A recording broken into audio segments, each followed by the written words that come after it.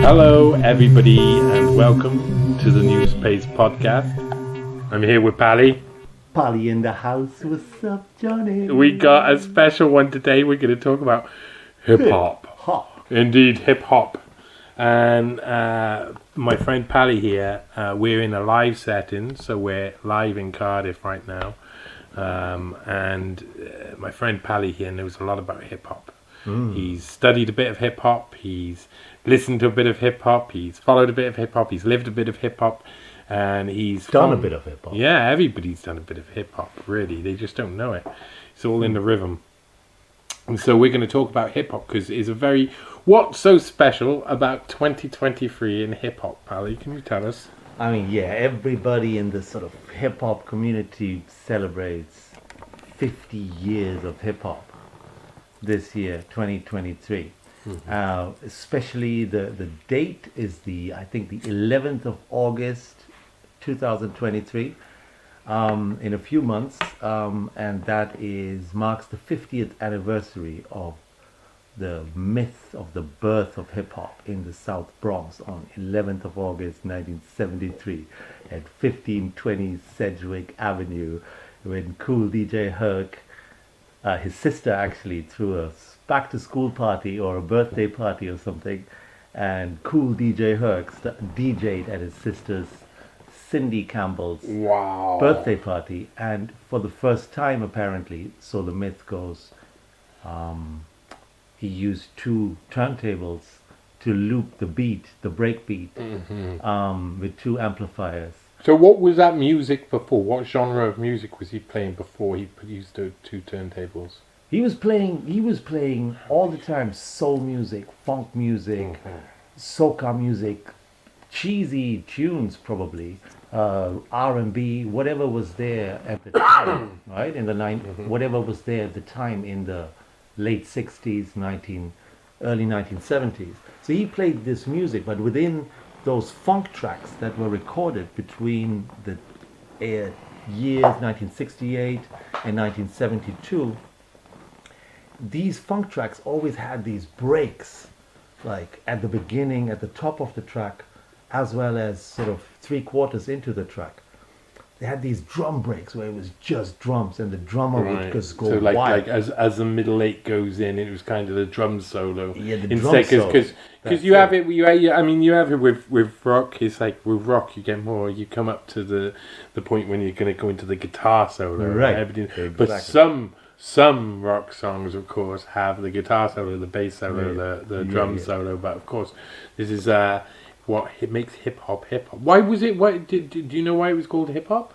So wait, we need to first think about the breakbeat. I always right? go too we need fast. to think about the breakbeat before we think about hip hop, because the breakbeat, those 8 bars of funk, of drum solo that happened in these songs, would then be used by the DJ, and using 2 records of the same breakbeat and looping it. Right? So when you say breakbeat, like tempo?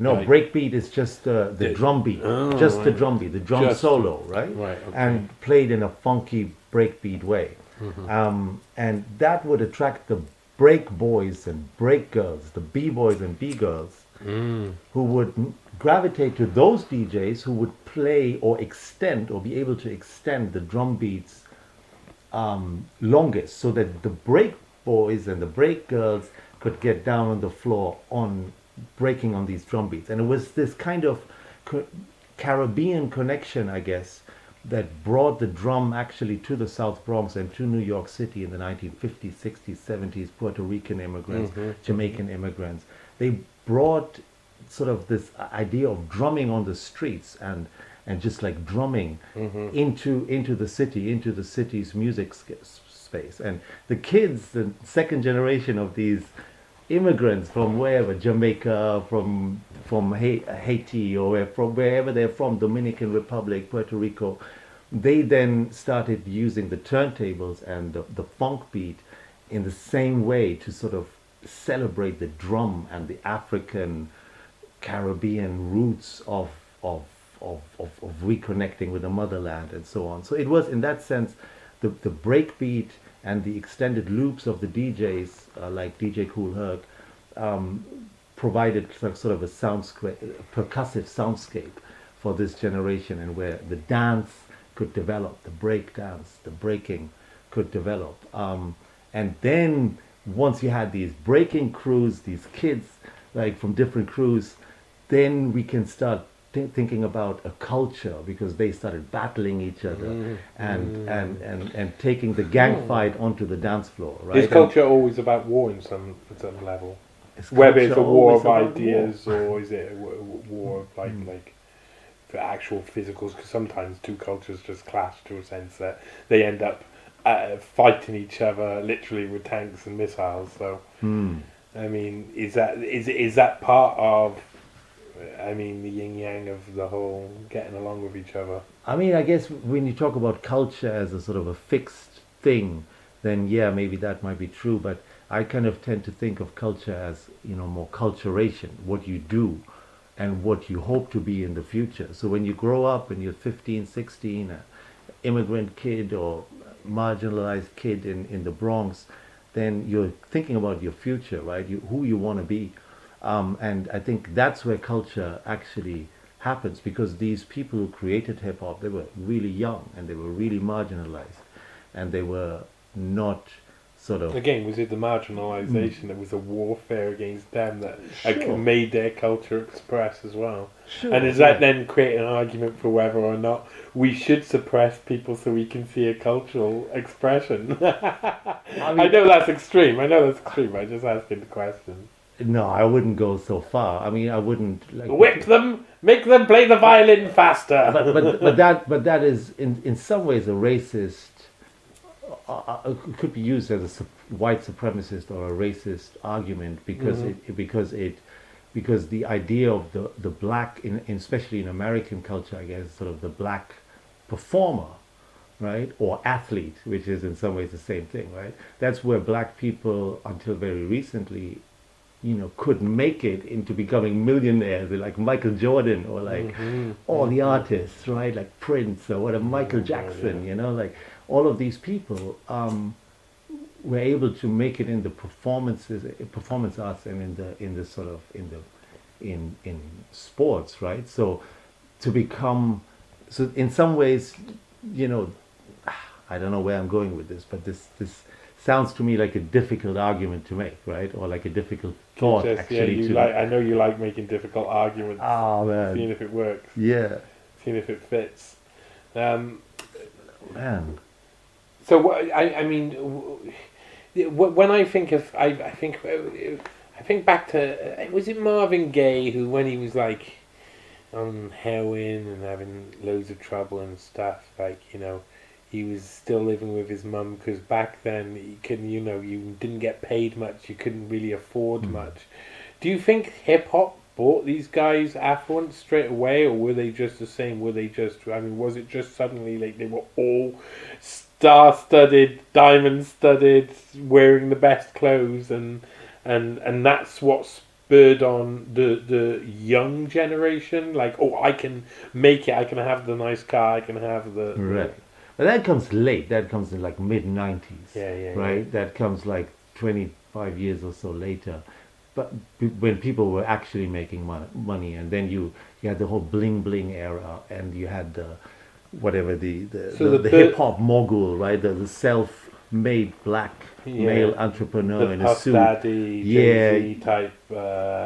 Let's get them jump on every fad and trend, because that's where the money lies. I mean, they were just celebrating capitalism, right? Yeah. So they were exchanging sort of the white, super rich face that was seen in the media, and put a black face on that, right? And that's how they caught everybody's attention, right? Mm-hmm. Because that is in some ways dangerous to American white supremacy, because now you have like, a black man who is like is powerful in terms of the economic power, right?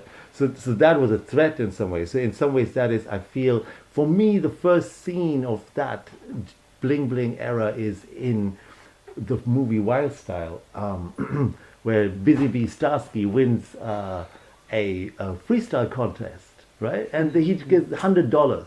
That's like in 1981 or something. It's just a kid from the street, right, who can rap.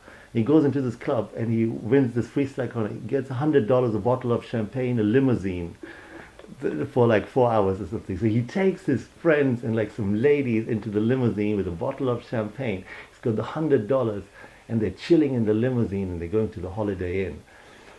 I worked it out in that, Holiday Inn. It's not very glamorous. And in the limousine, like Busy Bee Starsky, like everybody drummed, like everybody snapped their finger, you know, and he goes like and spits this really smooth freestyle rhyme, you know, and he talks about in a Mercedes Benz, and he talks about money, and he talks about the Holiday Inn and the fine ladies. But the thing is, this kid didn't have anything. He just had $100 for a night. yeah. I mean, but the point on, is that imagination of, you know, like of hip hop, where you can be that for the moment, right? You don't have to. You could just take your piece of the capitalist cake, right? You could just take it and be that and celebrate life for a moment. And I think that was super important for kids growing up in a very, you know, hopeless place like the Bronx or New York City in the 1970s. So how does one explain the Beastie Boys then? I have no idea how to explain that. I mean, that's a hardship to explain, because I mean, for me, like, there's this obvious cultural expression, this black cultural expression, and suddenly in the middle of it, the Beastie Boys, who just completely and utterly rock the shop. But the thing is, like, the Bronx or New York was multicultural, right? It was a multiracial space, right? So you had white kids who were as marginalized, right, growing up in slightly different places, like in the North Bronx or in other places in Queens or something.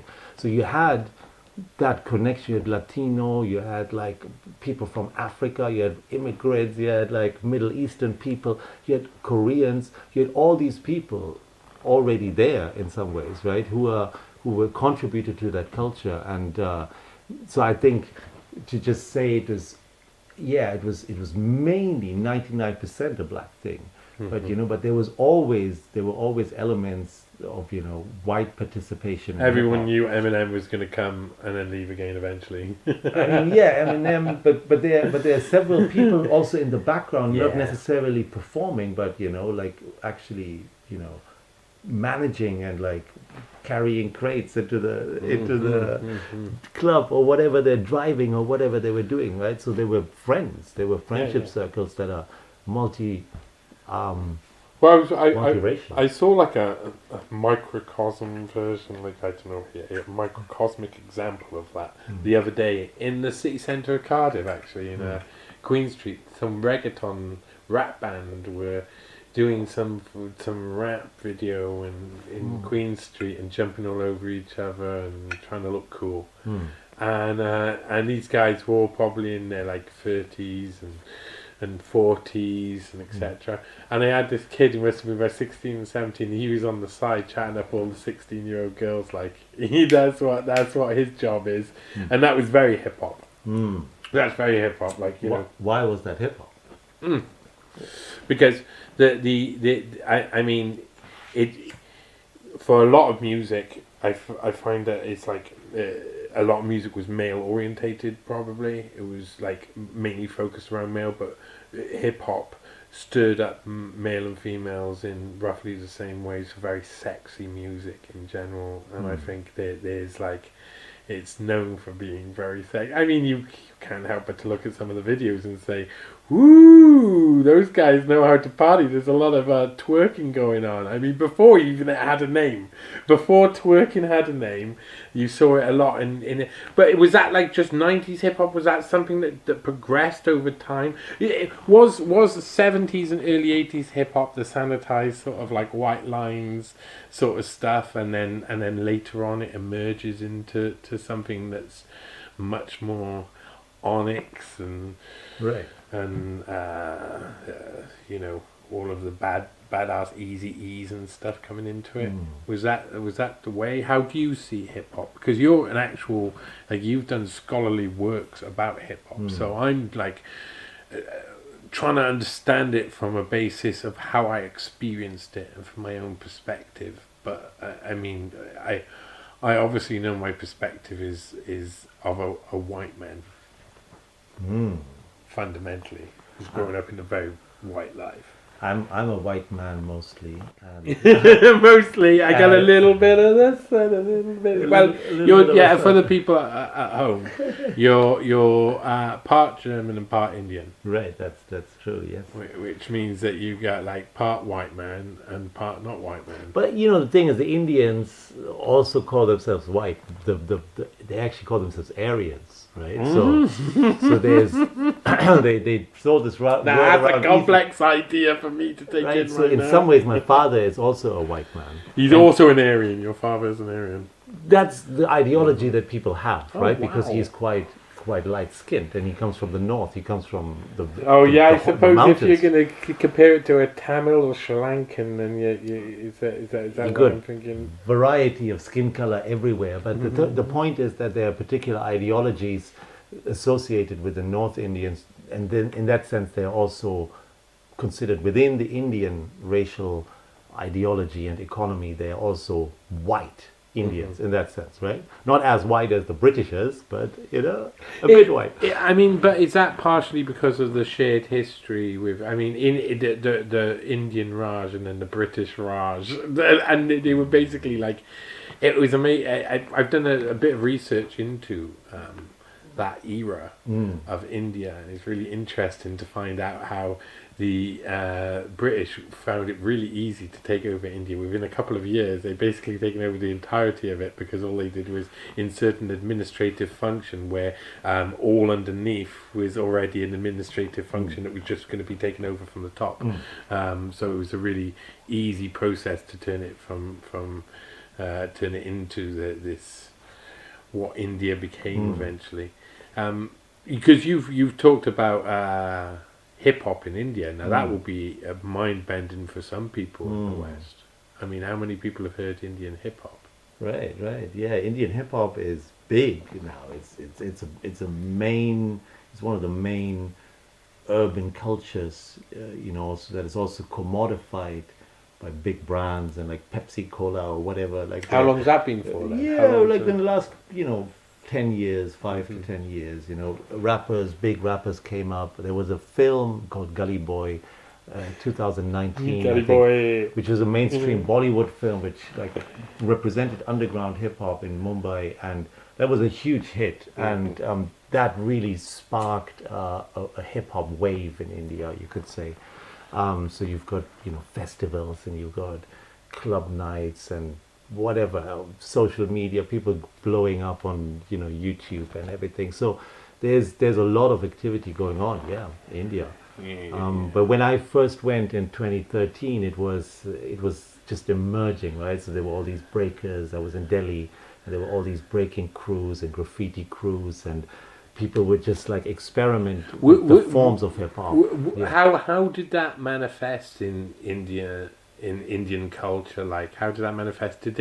Was there a mimicry to it? Like did they like wear baseball caps and Sure. or did they kind of like because I mean I'm not saying it's a wrong thing, because that's exactly what I did when I was into hip hop when I was young. I got a Raiders hat. And nice. It was the sexiest Raiders hat around. I told someone the other day I stole the money out of my dad's cocktail cabinet to buy it, and I didn't feel a bit of guilt. I've undervalued it before, but I think it cost £18 in about 1990. It was like a top grade hat. I felt hip hop. I felt like hip hop. That's it. The caps. All my friends were hippies, and I was in a sense a hippie. I just listened to hip hop on occasions, and I loved it. I mean, like the clothing and like styling to be different, right? Is the main thing, because you want to come out of the mainstream of what Indian masculinity offers you, which is quite unified and quite. What does that look like? What does Indian masculinity Like, look like? Like the concept of that I mean, for, there are for many a white man. Like what is different Indian masculinities in masculinity? India and different cities and so Well, on. I but- mean, we live in the same area, yeah. So we see that there's loads of Indians around here. It's like a fantastically rich area of Indian Right. families, Right. and very what they come across to me like as a whole. If I was going to tar them with a homogeneous brush, I would say that they're really, really polite, really. Like they don't want to get too involved in your life too much. They're very cautious about getting involved, but they're also cautious about trusting you. Like that, those are the things that come across for me. The kids seem to have no boundaries, which I kind of love. Because I mean that's really good. They just run up to you and start talking to you. That's is quite fun.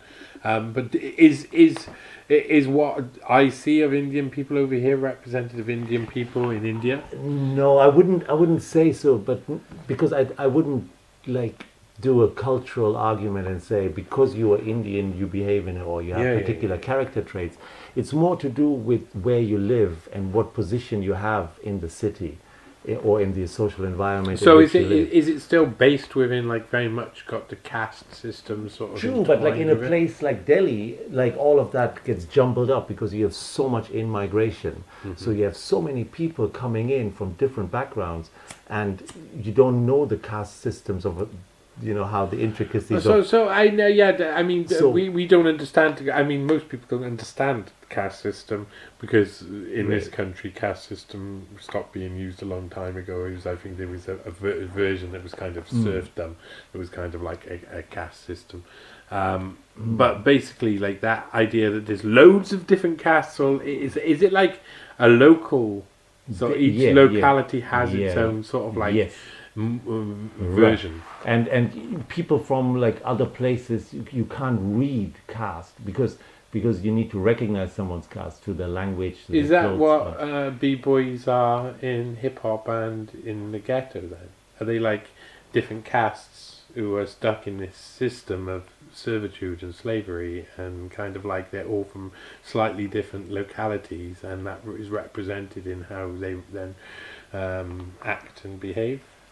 Well, I mean, I just like when you come to a place like a mega city like Delhi, which is like changing I can't all the even time. imagine it. I can't even imagine. You need to find your place in that society. And when you're like a 15, 16-year-old kid, and most of these kids didn't have, or they had their future already planned for them, right? So that is the thing. In India, you have your path planned.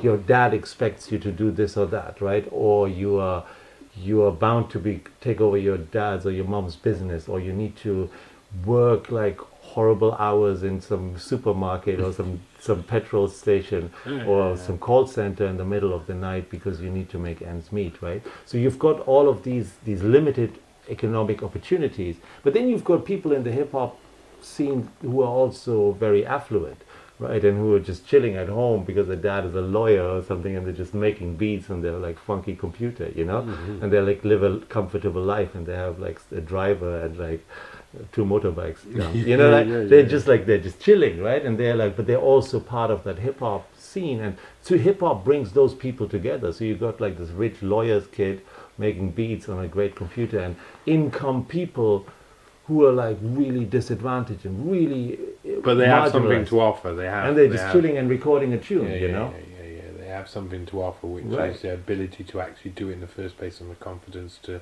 take that step to make sound Right. come out of your mouth, and Right. not worry about the judgment that comes back from And, you. and they get valued for their skills in hip hop rather Yeah, of than course, for, of course. put into a particular caste or social position. So it's like in that case, could you see it if you're living with an Indian society? Is it kind of that you're escaping into an imaginary world because you'll go straight back into the Is that what hip hop is as well? Is that Yeah. hip hop escaping into the imaginary Yes. world? Because nearly every Yeah. single time I listen to hip hop lyrics, I mean, I listen to at the moment my favorites Bus Driver, Aesop Rock, No. nearly all of the Always. time. I love Aesop Rock. Oh my god, I don't know how many times I've listened to each one. It's like just silly. But you know, I like that sort of like thinking man's rap. Yeah, so I forgot what I was thinking about then, because I started thinking about how dreamy Aesop Rock was. Wow, if I was gay, I'd be into him. He's a beautiful man. What a beautiful man. So what got you into hip hop? And what was your like first love? I mean, I didn't understand. I always listened to loads of different records because we had. My sisters had Now That's What I Call Music, and it hits 1998 or whatever year it was, all through our life. So I always had like a range of things to listen to, but we also like a really eclectic family because we grew up in the 17th century. We listened to a lot of folk music, and we listened to a lot of other stuff that was there was a lot of rock, a lot of Queen, a lot of Guns N' Roses happening when I was young, you know, really good rock. But that rap was just something. He caught my sisters first, and it was my dad. He wanted to watch Tutti Frutti. You know, German television. I think you know what Tutti Frutti was. For people at home who don't know what Tutti Frutti was, it was a German game show where suddenly women would get their boobies out and run around. And my dad was desperate to have Tutti Frutti. It was on RTL, if I remember. And so we got Sky from my dad's sick desires to see very grade A boobies. And with that came Yo MTV Rap. And that was just like, what the hell is going? My sisters just fell straight under. I mean, we still kept all of we loved such a range of music, the whole family did.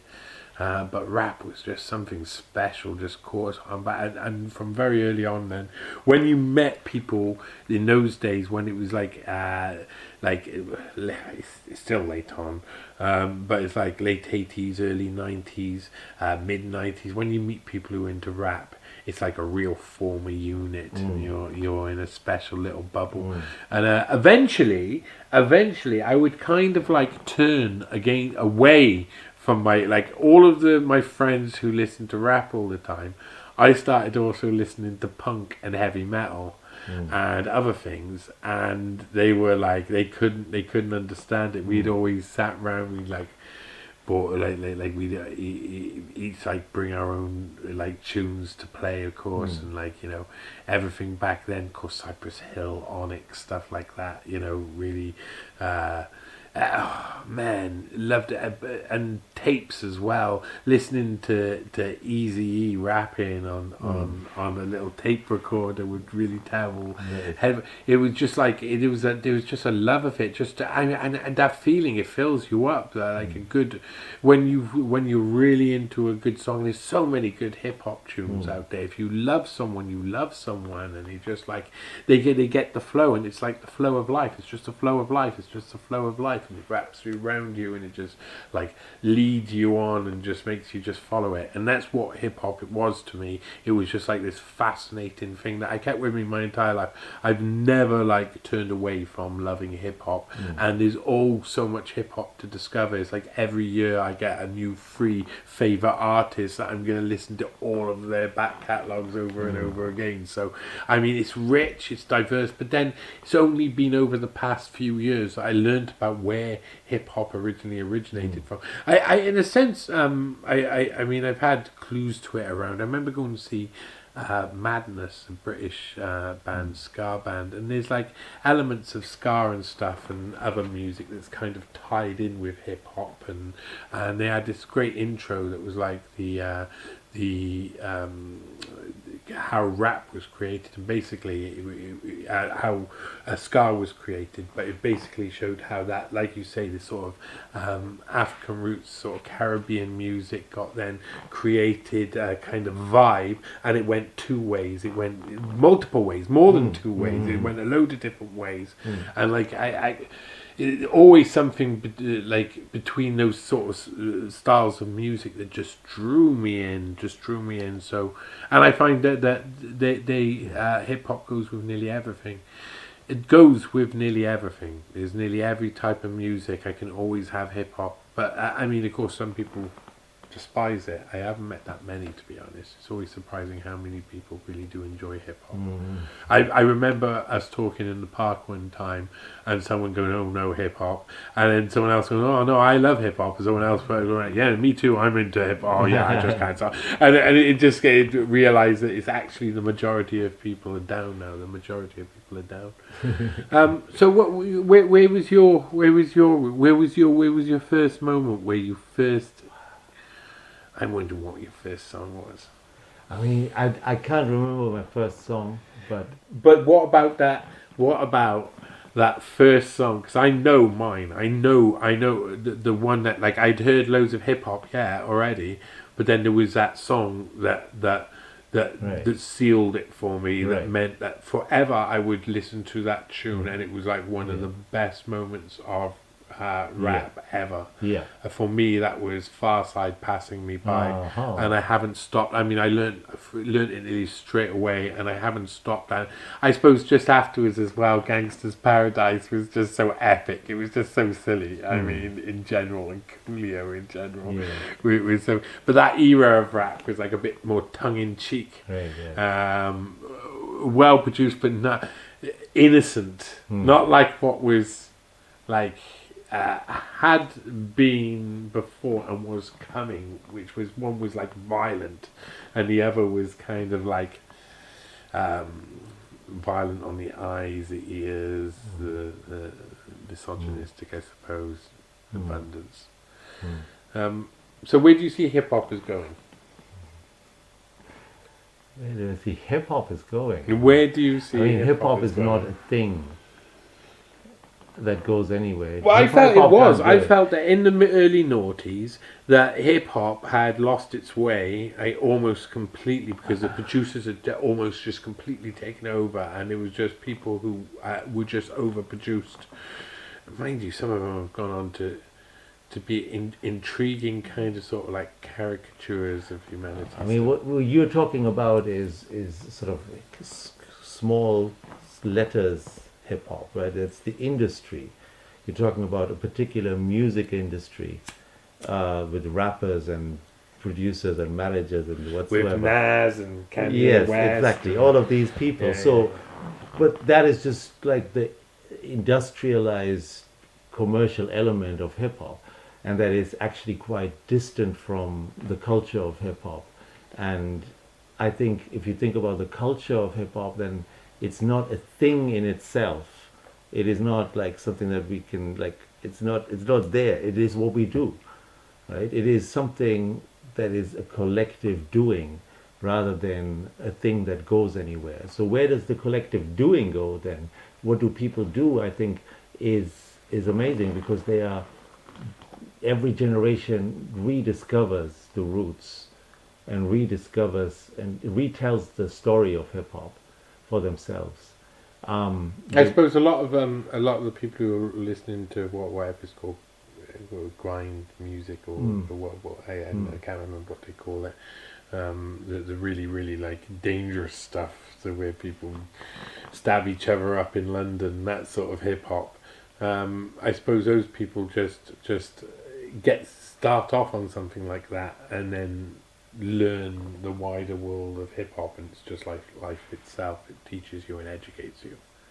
Yeah, but if you're like, even if you listen to gangster rap, or you listen to like really violent drill or whatever, it doesn't matter. Like, you can appreciate these things, like you can appreciate Tarantino or like a horror film, right? Why is it like morally okay to watch like some splatter horror terrible film and think, oh, this is very good horror film movie making, I'm just gonna, whereas you can't listen to like brutal violent hip hop.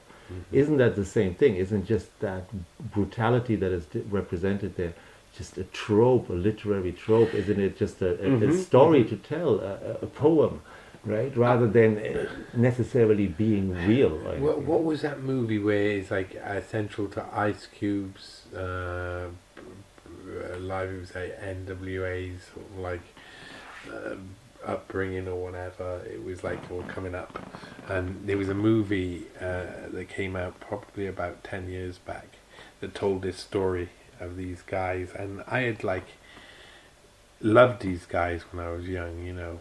Ice Cube and a lot were just like, that was the scene that I liked, like Crimshaw Boulevard is in full swing, motherfucker. Yes. Snoop Doggy Dogg hanging around. It's just so dirty down there with Dre and stuff, you know. I mean, it was just like such good music come out of it. The music that got me in trouble on a fair few occasions, and that's what the main figure about hip hop. It could actually manifest into you. How did it get you in trouble? Right. Okay. Number one. So, the people I hung around with who were also into hip hop used to burgle houses, but they didn't used to burgle houses per se. It wasn't like we weren't going into houses. I say the people I was hanging around with, people always do that. It was like we were doing that because you know we were extremely naughty boys and we didn't have, and we'd find a. Well, most of the time we'd find a house and we'd go in and we'd just call porn lines on the telephone. So at some point they're going to get a bill and everyone's going to have an argument in the house about who called the porn line. I mean, that's pretty funny. That's pretty funny. So we didn't wreck places or anything like that. We did set fire to a few outhouses in our time, you know. We used to put all of the graffiti stuff down. But I mean, it was all of the people who were the naughtiest were the people who listened to either hip-hop or dance. That's what I found. I found the rockers tended to want to smoke weed and do drugs over there, you know, and stuff like this. And I loved that. As well. I like get a bit of column A, a bit of column B. But there was nothing like being really... Cardiff was a bit of a boring place back in the day in the 90s. Like, most of it wasn't there. Most of what you see today wasn't there. So there was not much to do, and there were some really rough areas. So a lot of the time, you know, we used to get a bus tripping. We used to get bus ticket, and we used to go around just like all-day ticket, just going from place to place in Cardiff, looking for freebies at restaurants, causing trouble, lighting bins on fire, whatever. You know, doing the stuff, and hip hop, I think, was your soundtrack. Lifestyle. Yeah, of course. That was your soundtrack. But isn't that like that imaginary world that you were talking about earlier about the kids at Delhi, right? You asked me, is that like an imaginary world?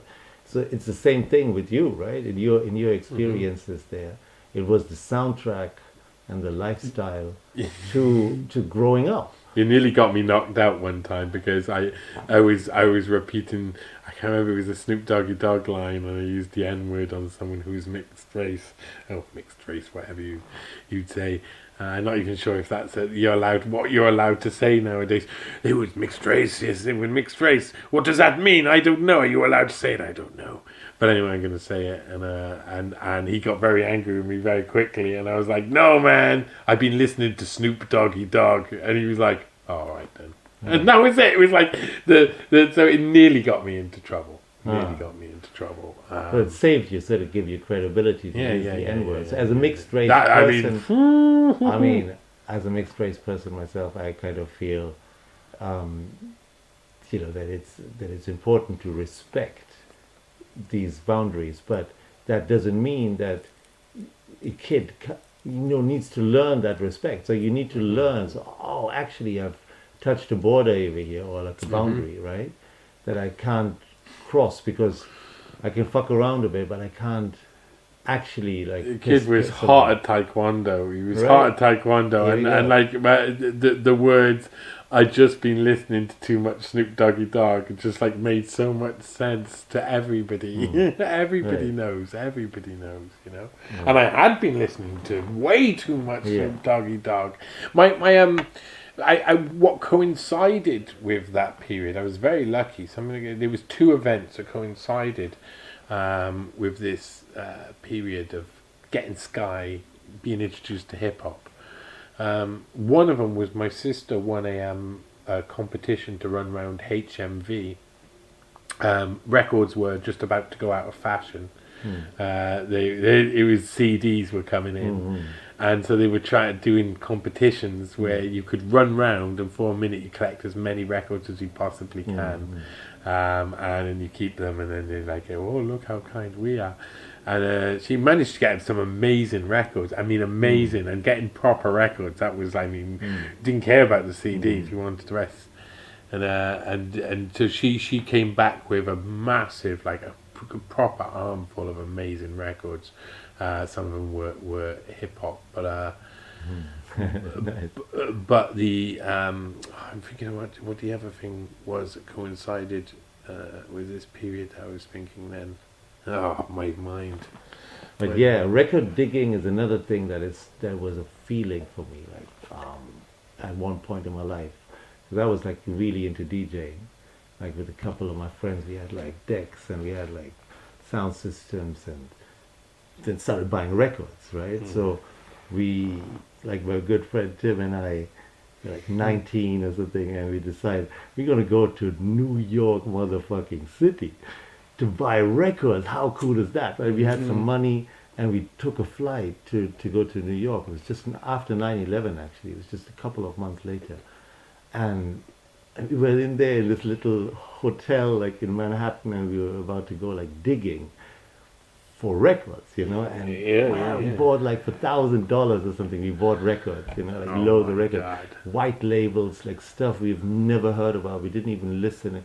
Just went into record shops and just like grabbed like New York rap, you know, and it was just like, and there was so much out there. It was just like, and there were like people on the streets selling like their CDs and everything, artists themselves, right? So we bought a couple of CDs of artists just like on the street corner, you know. We're just like, and some of this stuff is amazing, right? And I still have it, and can't remember the names. They never got famous or anything, you know, but they had like their 2 record 12 inches out, and I grabbed one of them by accident while I was there, just for this moment in time, you know. So these trips and these kinds of experiences, right? They, for me, shape my understanding or my experience with hip hop.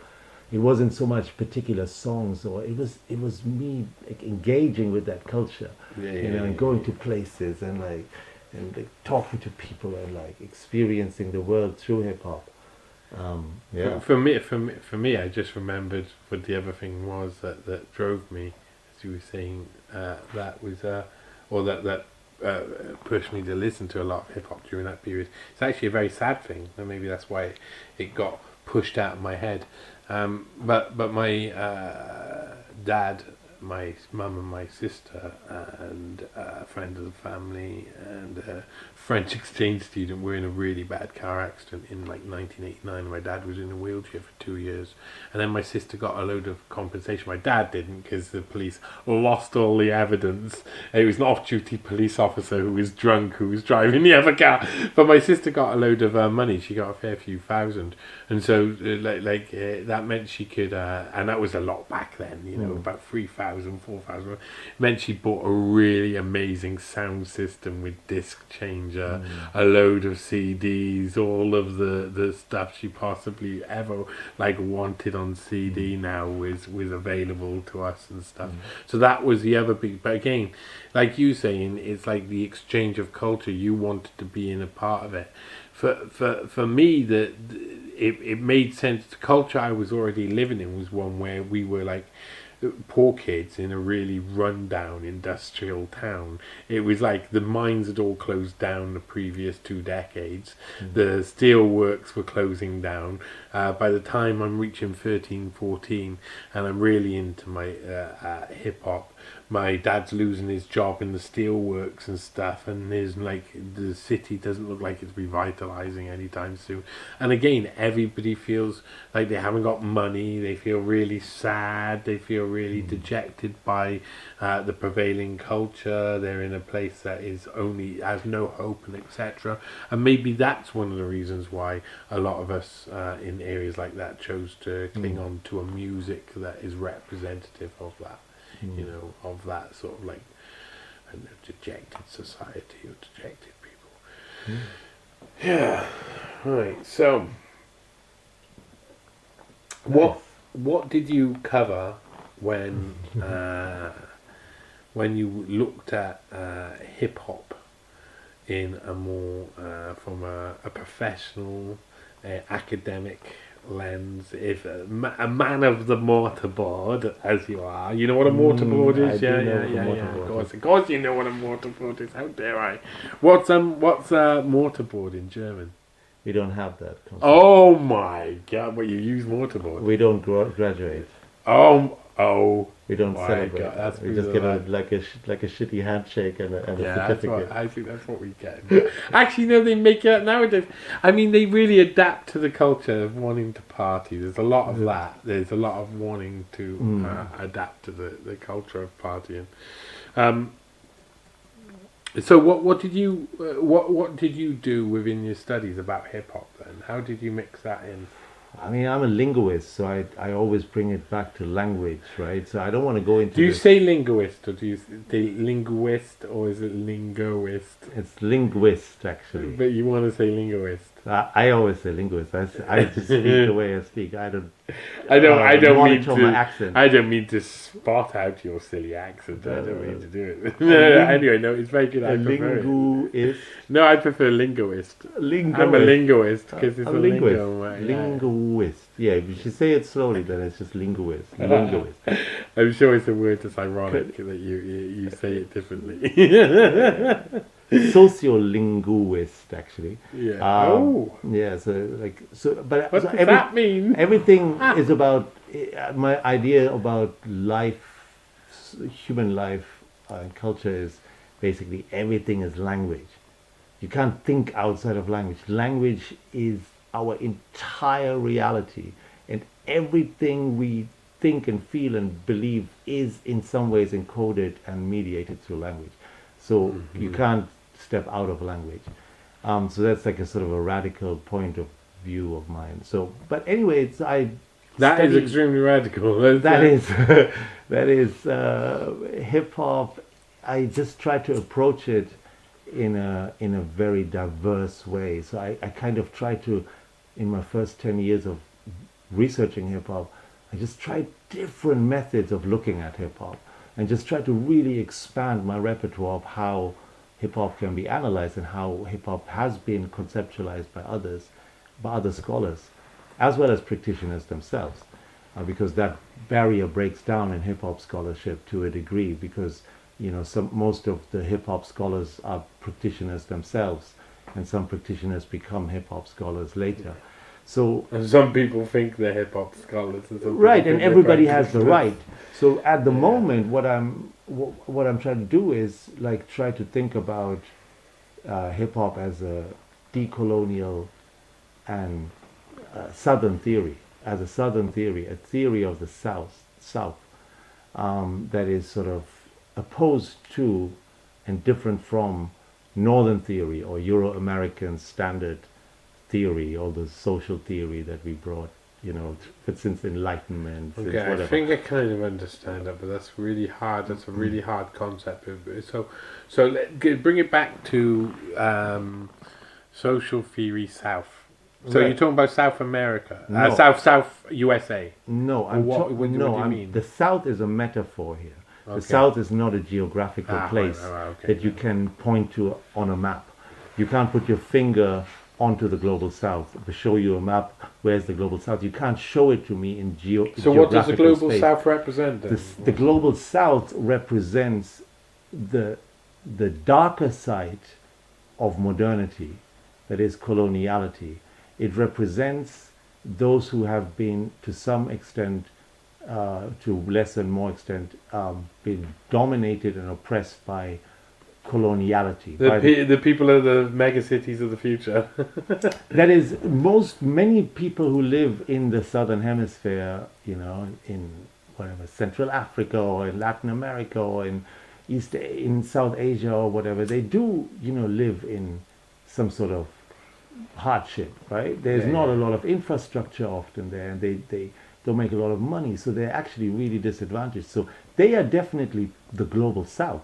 But then you have the global South right down here on the street with the illegal immigrant who lives just down there, So that is the global South too. The sex worker who is sort of illegally here or whatever, right? Global South, right? Right here. So it is not a geographical space. It is sort of a metaphor for the suffering caused by capitalism and colonialism and Europe's expansion, right? And Europe fucked over its own people first before they fucked over other people, right? To be very clear, like colonialism starts in England. And it at first like took the north and the west and the southwest and Wales and Scotland, right? So all of that kind of before they went over to like Caribbean or Africa or like Asia, they first started dominating the people over here. Yeah. No, I mean, Right? I mean, a lot of people don't really understand that around the world. No. Is and I keep trying to express this. You know, there's 5 separate genetic heliotypes, separate tribes of the past in just Wales alone. There's about 10 up north. There's 2 in Scotland. There's 2 down here. The Cornish and Devonian people are very separate people. They're you know, and then there's the French who live in the southeast of Britain, and those French colonized the rest of. You know, they unified us. They put us all under the same banner, and they made us like this united kingdom. But the point is not so much to identify who is the bad guy in the colonial game, whatever, the white man of England or something. That's not the point. But that white man of England, no. But the point is that everybody, once coloniality or colonialism has taken root, you take part in it. Right? So you had, of course, like for instance, Indians doing the dirty work of taxing black Africans in East Africa, right? So they brought Indians in to take part in the colonial bureaucracy, to sort of be there and like, take the taxes from the local people. Is that what Gandhi was doing originally? No, Gandhi was... He was a lawyer, wasn't he? He was a lawyer, but in South Africa there were, of course, so many indentured servants, so many Indians, already, so he found a community there. But the point about Southern theory is then to formulate something, a theory by these people, not like apply a Northern theory, take some Marx or some Bourdieu or whoever, Foucault or whoever is there, and say, we're gonna now analyze. Serious guy. I mean, I've been smoking in this podcast. I'm not sure we should speak about Foucault. It scares the shit out of me. Go on. But so how, and often these people don't formulate theory, right? Because their lives are hard, right? But hip hop is actually a if you think of it, is like a library of philosophical thought and of revolutionary thought and of narrative and of reporting. It's an archive of folk theory, right? By that particular marginalized group. Well, I mean, there's a certain element of like when you hear Woody Guthrie or Bob Dylan, some tracks, you feel that sort of like folk telling story at high speed and having the rhythm there is. And like if you take all of the hip hop songs, right, and all the lyrics and all the philosophies that were, created through these kind of, then you kind of feel, actually this is that could be seen as a science, right? It is a type of analytical thinking, and it is a kind of critical thinking, right? So all of these things can, in some ways, I think, be summarized into a theory that is not unified. It's not just one thing, right? Like Northern theory is, but Southern theory is always diverse. It is fragmentary. It is unfinished. Right, so interesting. I mean, it makes me think of Bus Driver. Just a lot of his lyrics and the way he presents his work is like very. It is like high speed philosophical analytical thinking, really theory, trying to understand things in a way that is so just amazing. Yeah. And that's what it is, right? So it is, if you look at these artists and the output of these people over the last 50 years, right? It's just amazing what a kind of wealth of knowledge hip hop has produced. that how people can really identify with certain ideas expressed in a song, right? Because you're like, oh, you can feel this rapper, right? You can feel this person, or you can see this graffiti, and you kind of go, this is mad, this is a Brad flow, Yeah. So that's what it is, right? So in some ways we can think of it as a Southern theory, and then the question would be, what does it do, and in relation to Northern theory, right? How can we sort of update theorization for the global majority, because that's what I think hip hop in some ways represents, right? It's the voice of the majority of the globe. Yeah, but the majority is marginalised nowadays. True, yeah. And a system that we kind of Yes. create that system for ourselves in many respects. I know that even I report on a certain set of people who control most things, but we do enter into a moment of consent when we don't do anything about it. And hip hop is a revolutionary act of doing something about oppression, or saying something about oppression and standing up, which is something that I think a lot of people miss about it. A lot of people see it as very loud music, but don't hear that nearly every single thing is about freedom, a type of freedom that you don't have to be black or whatever to Understand. understand and connect with in a fundamental way that changes your perception. I mean, I'm still thinking. Keep going, because I mean, for a lot of people who'll be listening to this, they will not have thought about hip hop necessarily in the way that you're thinking about it there. When you talk about Southern theory and stuff like that, what branch of thinking does that come from? What area of philosophy does that come from? Is that in a sense? I'm asking. Is that something like Marxist? Is that like something that's opposing to capitalists because it's viewing capitalists from outside? So is it other than capitalist? And then if it's other, what can we define it as? And there's only about 2 or 3 other sort of things that we could define it as. So what would you see that type of thinking as? So it's what people call border thinking. Oh no! Because I'm sure that's naughty. border thinking is sort of a concept called by Walter Mignolo, who's kind of thinking of it as thinking from the border of empire, right? So like thinking at the margins, but not in the uncolonial jungle, in the uncharted, like whatever, wild, savage kind of imaginary, but like at the border of colonialism and empire, right? So it is in some ways different from Marxism, because Marxism is a grand theory that leads to the revolution of the proletariat and the full equality. Right, wait a minute. Talking of the proletariat. Yo. So for those listening at home, there was the proletariat came in the door. The man monkey came in. So you may hear him in the background because we're having a good, nice little smoke. Yeah. Talk about hip hop. So continue with. So hip hop or Southern border thinking is different from Marxism or any other sort of Northern theory that is a grand theory, right? That leads into sort of a telos, a final destination of the revolution of the proletariat. And that kind of, I don't think hip hop is revolutionary in that sense, that it actually plans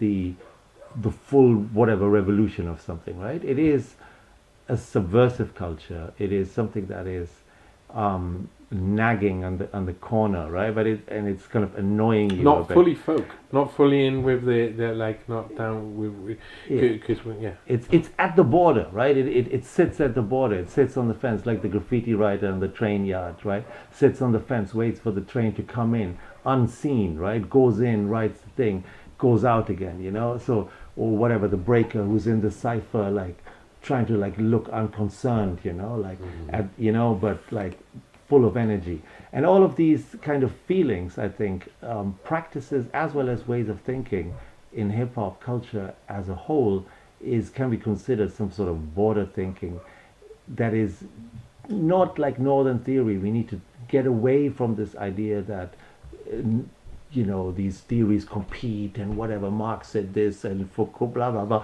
and he disagreed with them. Like we need to get away from these kind of heady kind of ways of like conceptualizing everything perfectly, right? We need to like work together and vibe and like.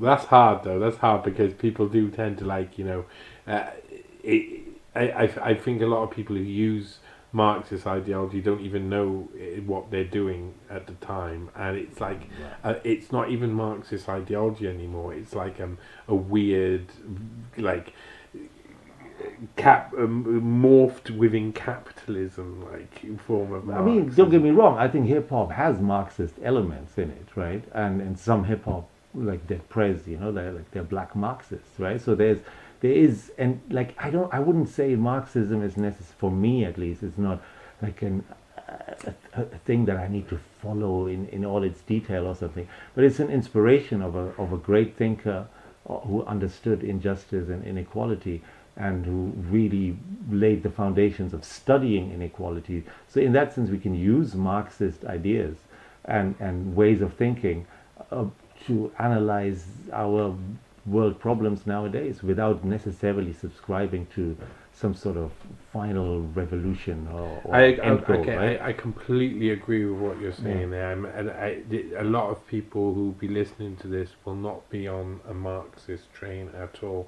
And I'm not. I'm very much like I see that the problem is with and there's like perverted versions of Marxism, of course, and there's a brand of like modern Leninist style propaganda that's been co-opted by intelligence agencies and no one knows what's true or false, and it's led us to this sort of time that we're headed towards fifth generation warfare where no one will know what's real or false, and people find that within the realm of that, of propaganda, of all things Marx.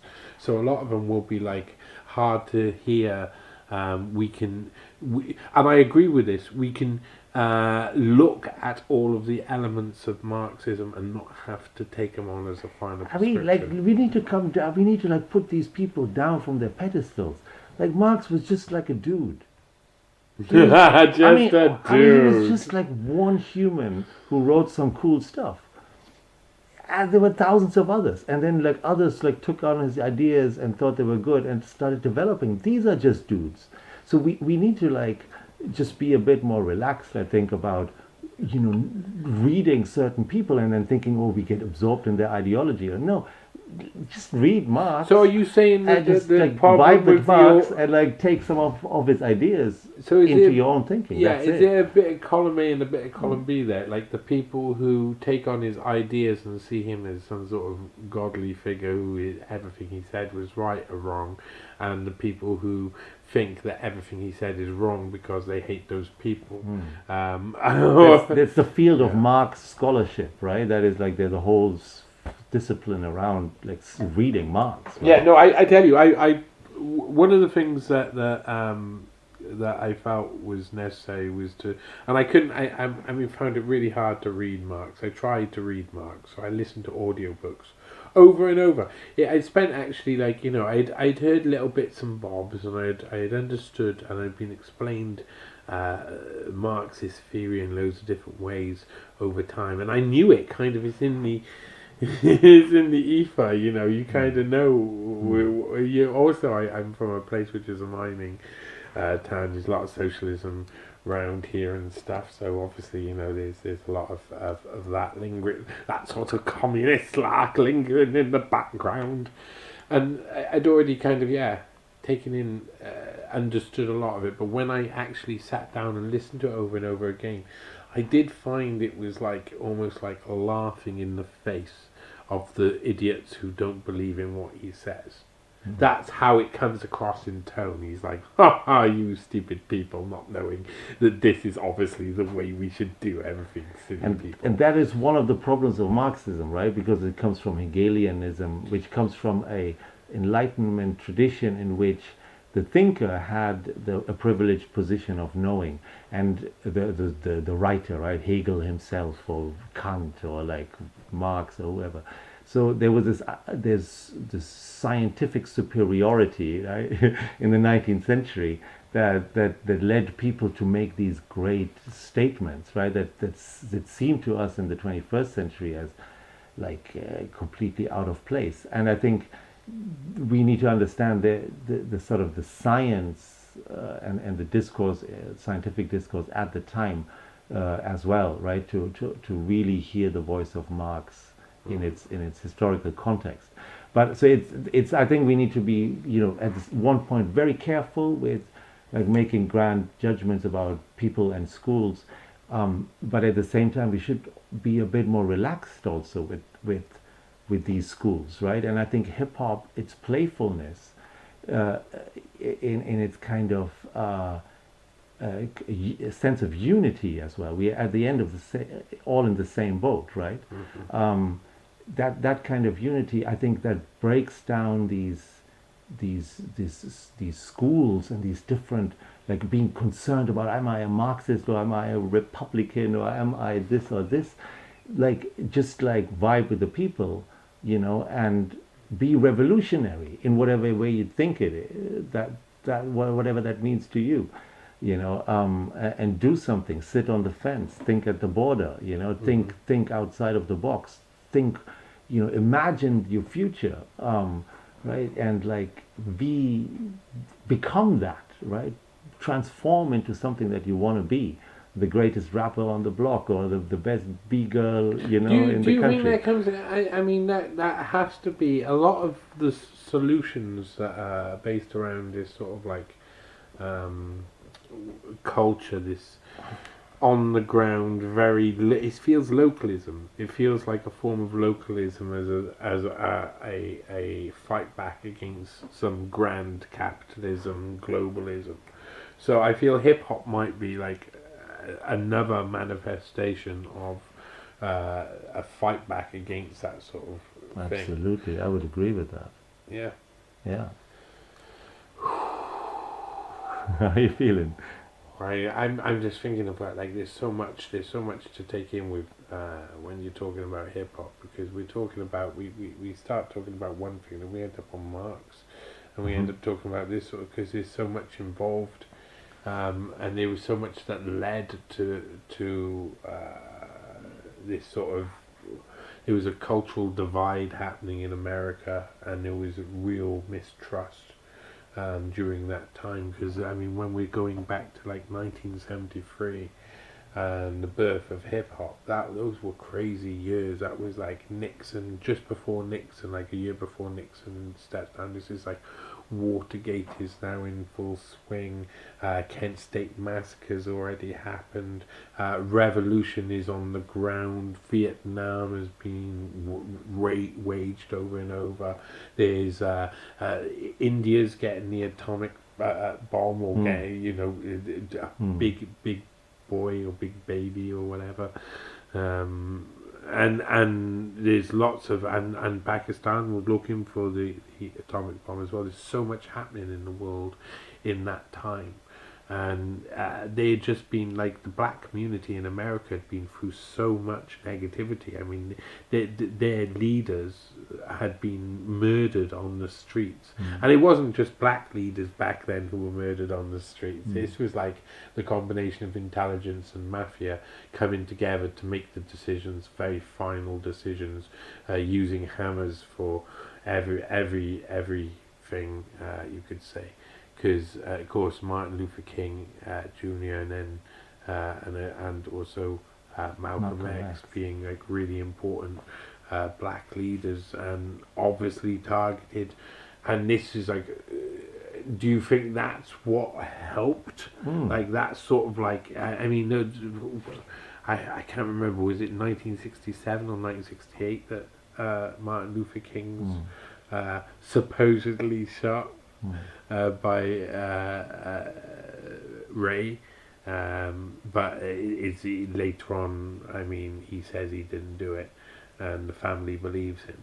And then there's a court case, and the court finds that he was killed by people who were somehow connected and working for federal agencies. So is that what is a cultural expression, a backlash to society that's around, that was also like a fight back? Because a lot of people have been also, like neighborhoods have been fed with drugs and guns as well. That was one of the things that I believe the CIA were doing during that period. Do you think isn't it amazing that what comes back from that, from all of that hate, is like this happy on the ground, we're going to compete in a way that isn't about killing each other? How did that lead into killing each other? Yeah, so that's a really good. I mean, okay, I think violence in America is. I mean, I'm not American, so I don't know. My view on all of this is just coming through media to what I know. So I don't speak from any kind of point of authority where I say this is like I know what happened in 1973 in America. I wasn't even born, right? But the point I think that you're making is like when it like in some ways stopped violence at the early stages, how did it then become part of violence and spread across the world, right? So now you have like small neighborhood, small towns in America somewhere where people listen to hip hop and they're like packed on the block, you know, with their gun or whatever, you know, because they want to perform that, right, with their cap going on, like in some small town, you know. So now hip hop has spread this kind of idea of the gangster. Yeah, that's right? what I was going to say earlier. Just keep where your thought there. But that's what I was going to say earlier about the movie, about Ice Cube and stuff and the upcoming. It showed that in actual fact that none of them were actually gangster at all. They were all pretending to be gangster, and it was all a pretense. Right. So in some ways you could, and people have made that argument, like Trisha Rose, for instance, a renowned academic. She made that argument that I badly rephrased now, which is in some ways that the record industries and the music industry and the culture industry understood that they can market black on black violence, right? So these rap songs were about like killing each other or something. So there were just a couple of crews probably who did like a funny, oh, I'm going to kill you, and the record company signed this crew, right? And they got big, and so they understood, oh, actually, if the topic is violence, then that somehow works, right? And that obviously created a situation in which kids on some, like wherever, in like some little town or something, even in Europe, right? We're not just even in my neighborhood, where people were trying to be hard because they saw this in hip hop, and they were like talking and walking like this, and they had like weapons on them, and they got into dangerous situations, and experimented with violence as well, right? So in some ways you could make that argument that this is a form of criminalization of population control, to basically say this is how we can criminalize the black communities in the US and maybe around the world by sort of making them want to become gangsters. And what they do is they one of them becomes a rapper, right? But thousands of them end up in jail or get shot, you know. So this is the and the one who does the rapper, who's a rapper, doesn't actually shoot anybody. So obviously that because they just still are in their villa, right? Like they don't need to shoot anyone anymore, right? So that's the paradox, right? Yeah. So but obviously that whole, that can be said. So that's why it became violent again, or maybe even, I wouldn't say a cause, but sort of a source, not a source. What's the word I'm looking for? It became part of violence, across the world. And I think that has to do with the commercialization and the strategic placement of this music, in white America and in the world, right? And we know that, of course, the movie Boys in the Hood ended all violence and rap afterwards, and everybody made up and were friends afterwards. Is that a thing? No. But did you ever see Boys in the I Hood love back in the Boys in the day? Hood, Oh yeah. my God, It was dubbed into German. It was hilarious. I loved it. Yeah. I can't even imagine. It was funny, It was a good. I love Boys in the Hood. Yeah, it's a good film. I found on that subject, I found the Germans to be very frivolous with their dubbing. They'd always dub their movies. Yeah, like, people can't follow English Yeah. English films like people. No, It's it's interesting difficult. because it's such a close language and loads of Germans speak English. Yeah, but And in France, I lived in France, and nearly everybody in France watches English movies in English with subtitles. Nearly every single one of them. It seemed like a very cultural thing. Not that I'm saying it's bad or not. Yeah. I think we often do the same. Oh. And I was once a fan of kung fu movies, and yeah, that's something that for a while crossed over as well. Hip hop and kung fu movies for a very short amount of time, like Jet Li and Wu-Tang. and Wu-Tang. Oh. So do you think that most of the hip hop stars who were the most blah blah, I'm gonna kill you and all of this were just pretending? No, it's not about pretending. It's about, as I said earlier, it's about creating personas, like literary personas. Like if you listen to Tupac's entire music, right? He has songs like where he talks about he loves his mom, right? And then the next song is like gangbanging, So it's that. Just can't stop himself, that boy. That- You better watch out for it, or it might end up badly. Yeah, that's the diversity of expressions, right? And Yeah. it's like a film, right? Or like a mafia film. You wouldn't go and say, "Oh my God, the director of a Al Pacino mafia film is completely sick," and is he just pretending, or is he really, like, you wouldn't say that. But a rapper is just like a director of a film. They create a film, right? They create I think that's what scene. Dr. Dre was good at. He was good, producing like a scene, a movie. Producing a soundscape, a story, right? Like a persona. Like, So for me, rap is always that. I never take seriously the guy behind the mic. Well, I don't know, Insane Clown Posse. No, like in the sense, like, I don't know who these people are. I don't know who, like, maybe Rakim is an asshole. Like, I love his music. Maybe, I don't know, I don't know who these people are. But like, the point is what they do on the mic.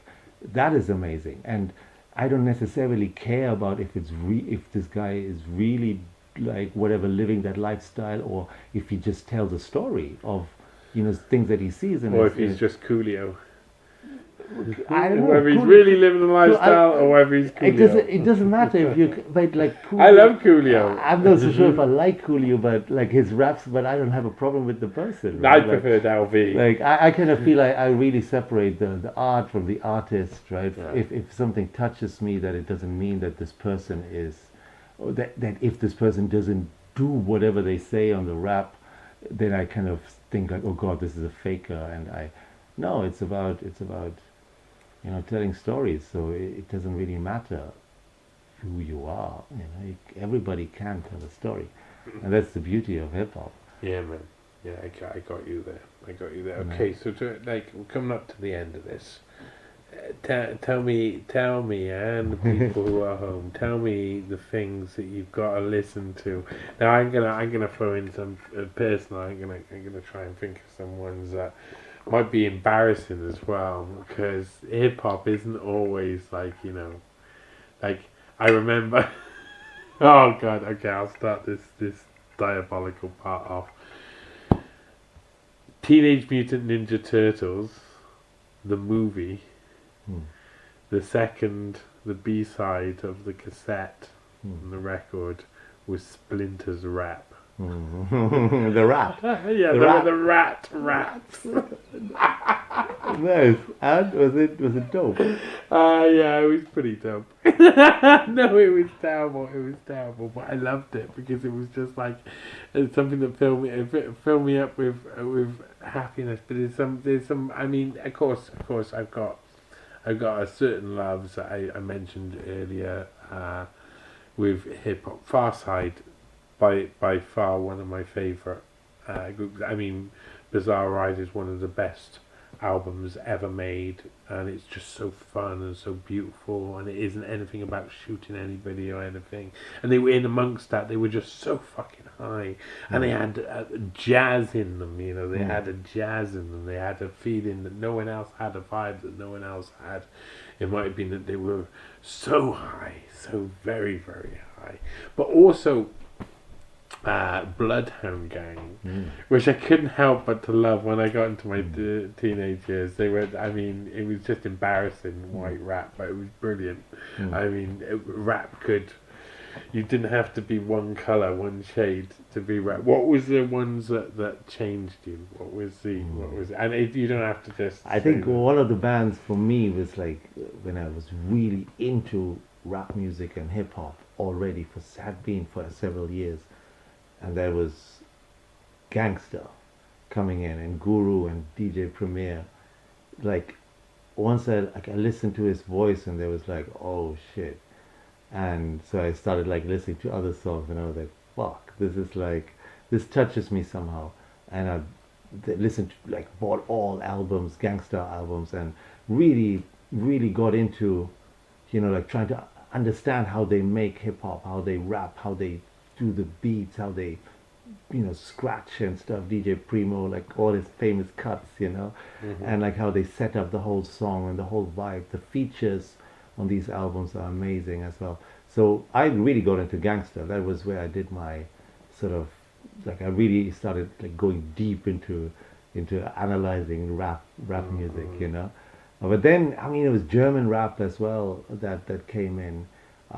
You know, bands like Freundeskreis, they were big for me. Like, this is. How was Falco for you, the Austrian? No, Falco wasn't rap. So Falco, it was like it was rap, right? That. So, but it wasn't rapping to the beat. It wasn't like when I listened, when I saw Falco as well as the Fantastischen Vier and their song Dida, right? Yeah, at that time in the early 90s, but they were rapping, but it wasn't rap.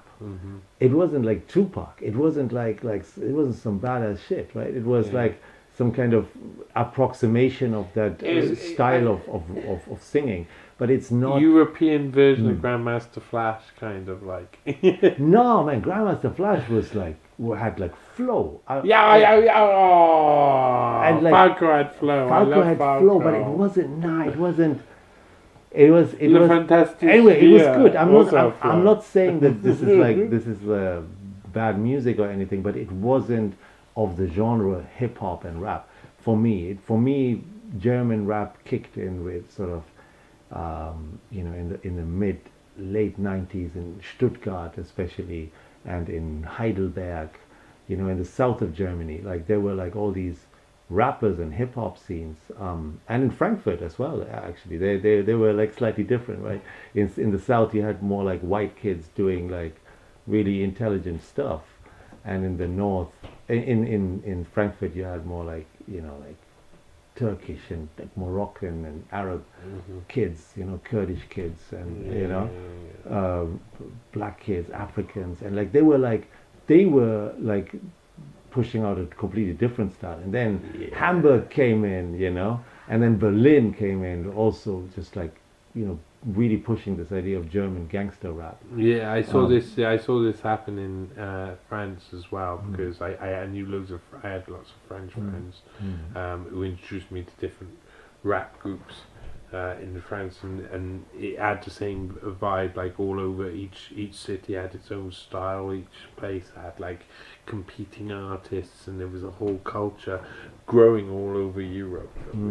It was an amazing time, and to have been part of that and going to, I remember getting a train with my friends, like a rucksack full of like graffiti cans, and like we went over to this jam, right, in this other city, and like took a 3-hour train ride, like stayed there just with some people on the sofa, you know, went out, did graffiti, and like there was this sense of connectivity all of a sudden, right, at that time, and all of these little and these were just kids like hanging out, and like they put on a jam or something. It wasn't like, oh, they became superstars later or anything, right? There wasn't that trajectory. It was just like people hanging out together, doing stuff, and you knew to some extent that this would end because you would, you know, grow older and like have certain responsibilities. But then some older kids, like some 30-year-old kids, were there as well, you know. And I remember doing that lifestyle until very recently, actually,